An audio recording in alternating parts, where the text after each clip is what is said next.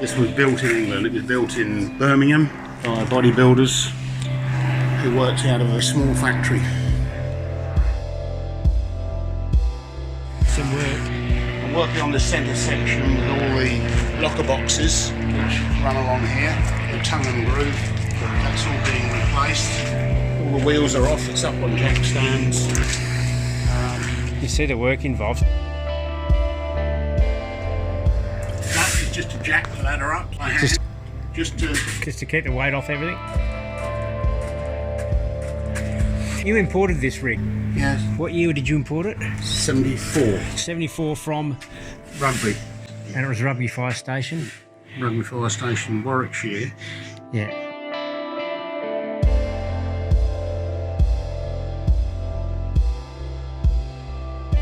And then I had a fireman drive it down to Luton, but it ended up going from Liverpool. Right, okay. Another fireman from Luton to drive it up to Liverpool. Yeah. Because I didn't even have a truck licence in there. Yeah, right. So you went over there, got it, arranged it, have it shipped to Australia. Yeah. But I'd been back there for 3 years. Oh, okay. In Perth, it was one of the first ladders, wasn't it? Well, it was the highest outside of the fire brigade. They had 3 ladders, not the same make as this. Right. They had 3 which went to 100 feet as well. Right. But in the commercial world, I had the highest for many years. Yeah. Every job, all high jobs. Yeah.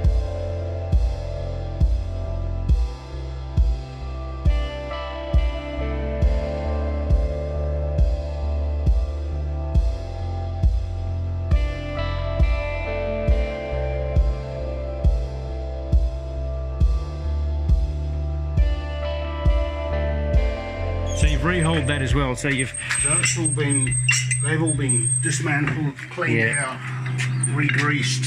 Full of water, was it? They've got full of water. Yeah. The water was getting in through this here, and now I've made a cap so that it's all sealed off, so the water goes over and it's also I've got little grease nipples there. Yeah, right.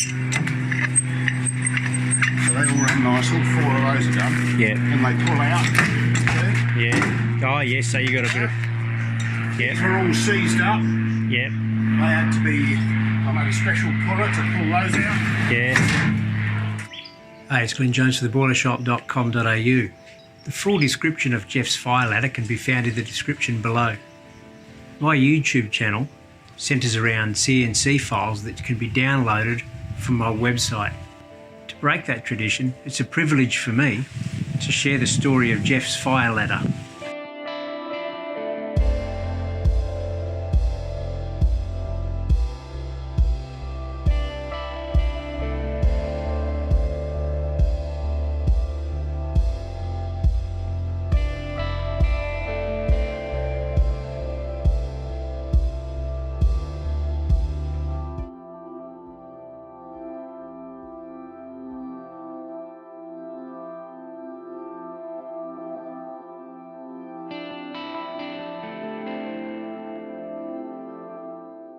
This is a rig that I made up for cleaning the tank out, which was fairly rusty inside, running off a vehicle battery charger. Here we have a wheelchair motor, very old one, very strong and robust. This is a Jeep 360 cubic inch timing chain sprocket that I had spare. And then we've got greased bearings here, sitting in a V.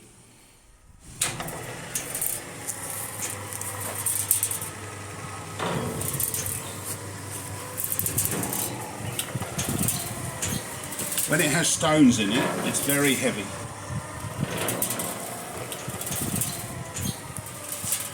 These are the little stones that I used. The first time I did it, I used bigger stones, but I think this was better. Easier to get out of the tank, and they just cleaned it up better. This sort of pea gravel kind of thing.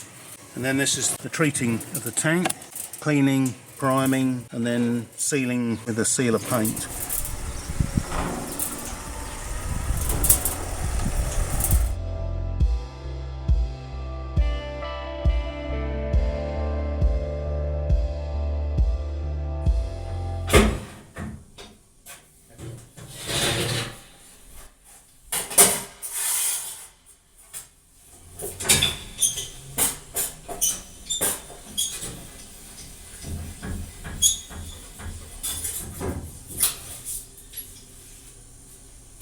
just renovated these side lights, trafficator lights and so on. So they just pop in there. So the number plate enclosure, the light, rego light, and rewired. Current West Australian plate, Jeff? Yeah, current West Australian plate, registered in 1974. Right.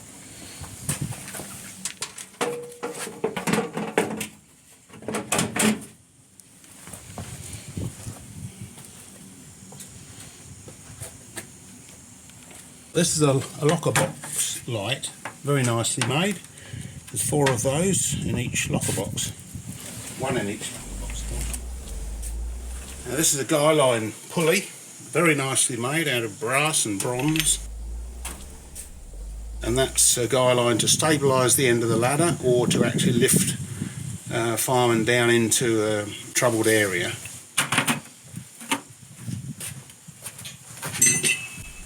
This is the capstan. This is to wrap the wire around to lock it in to hold the rope in place. Okay, this is a storeroom for spare parts, old parts, new parts. This is the floor out of the cab, which I've taken out to stop it from rusting too much. Here I've made up these boxes to keep spare parts and new parts. I don't throw anything away in case I need them for reference purposes. Down below we've got an engine block. That's the original engine block. And they used to have chrome bores in those days. Then the crankshaft, camshaft and all the ladder ropes. And here we have gaskets. These are specially made gaskets, handmade. I don't think that one's been used yet. This is a little hoisting jig that I made up to get the training gearbox, hydraulic gearbox out, because it's quite heavy. And this just mounts on the turret vertically, and then this just rolls along with a chain block on it and swings around to drop it down onto the deck. That's the seat. The original seats were very uncomfortable. This is out of a Toyota Corolla, I think. Very comfortable, that. Sometimes I'd have to drive 100, 200 miles to jobs.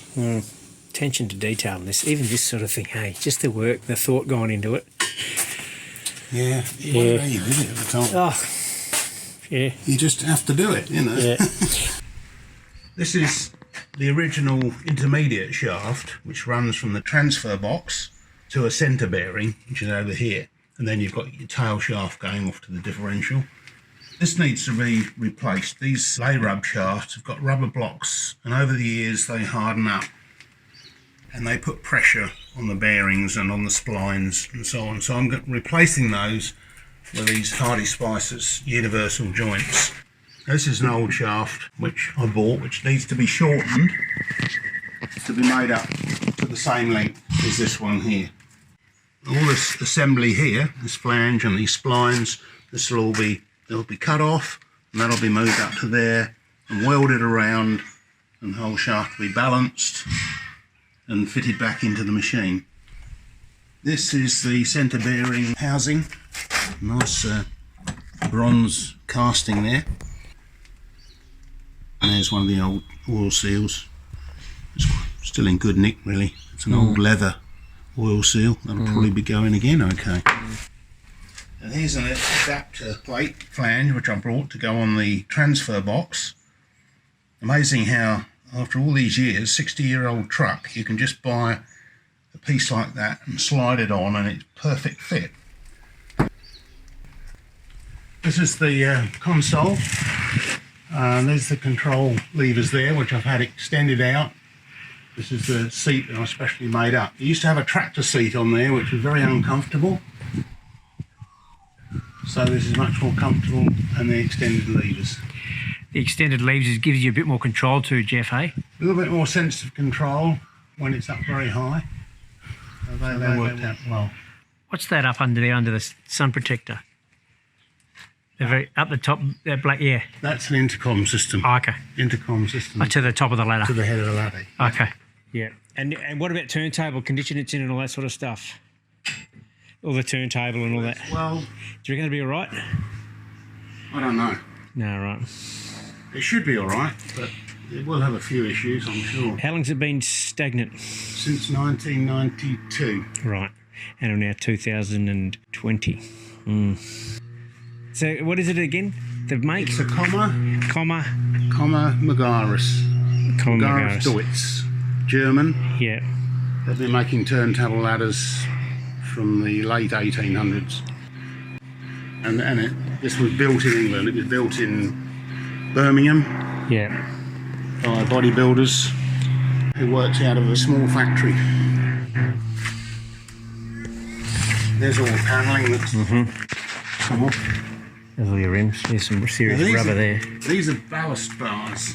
Yeah, right. Now, I didn't know they were in there. When I took the decking off, yeah, we found all these bars, and that's to keep the right amount of weight on the outriggers when it's fully extended. Where do they sit then? Through the centre? They fit vertically in here. Jeez. They sit vertically in there. Yeah. Along there. Yeah. I've cleaned all that out. There's a little bit of rust work there, but it's all right. Where were those pipes you had to re-weld? These were cracked. These pipes were cracked around there from the jostling of the ladder. Right. So I put these gusset plates, welded the cracks, and then put these plates over the top, weld it all in together. Here's the transfer box. Takes the power to the turret, which drives the hydraulic pump. How tall will it extend to? 100 feet. Yeah. 30 metres. Yeah. And it will outreach about 52 feet sideways. Right. And these searchlights go up here.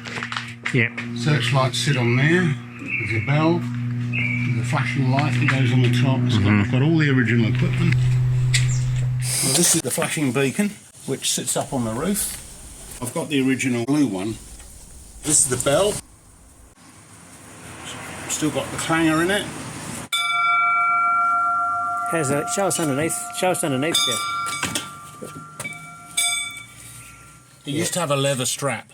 Yeah. Because that used to drop through the cab, so the co-driver could ring it by hand while they're going along the road. This is a searchlight. There's two of these. One is a fixed and one is a portable. This is the portable one, and this mounts up on the gallows here, up there, and that can be just taken off.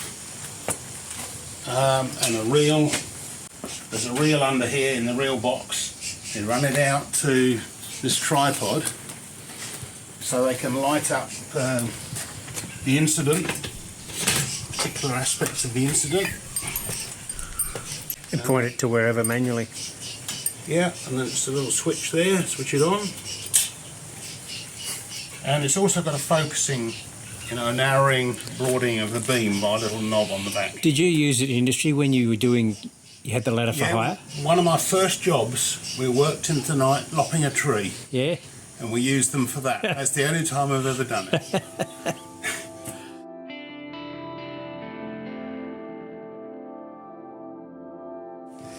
And then the plate, Jeff?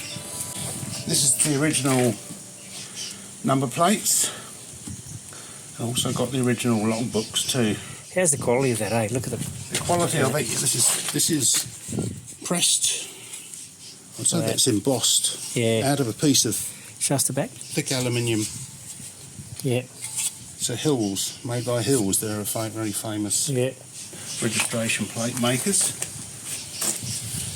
This is the Warwick County Fire Brigade sign, which they had on the door, like this. Used to sit on there. It's quite good that they actually allowed me to keep this. Yeah, I think it was a bit contoured to the vehicle. It wouldn't be suitable for any other vehicle, maybe. But the interesting thing is, before taking delivery of the machine, they rang me up and said, "Do you want to keep these?" And I said, "Yes, I would like to keep them." all right, well, we'll leave them on there. When I came to pick it up, somebody had taken the time to go along with masking tape, probably 20, 30 mil masking tape, all the way across like that. Would have taken them a long time, all the way across, and then trimmed it around, and then painted it all aluminium to match that. How's that for service? Yeah. And what else when you picked the truck up? And also yes, it was in a special little garage and full of fuel, Yeah. all ready to be driven away. Shipped off to Australia. And then shipped off up to Liverpool and out to Australia.